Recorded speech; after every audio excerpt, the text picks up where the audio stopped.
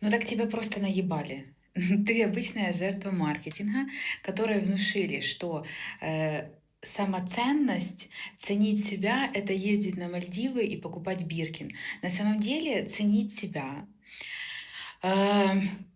это принять в себе те стороны, те качества, которые ты не признаешь.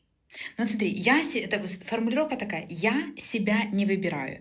То есть твои тени и твои субличности, в которых твоя сила, в которых твой успех, в которых твоя проявленность, в которых твои супер-супер таланты, которые людям больше всего запоминаются, вот где. Не на Мальдивах и не в Биркине. Да, это придет со временем, скорее всего, если это входит в твою ценность. Еще задачка — понять, что является твоими ценностями, понимаешь? Как можно выйти на новый уровень самоценности, если ты не знаешь, что для тебя вообще ценно в жизни?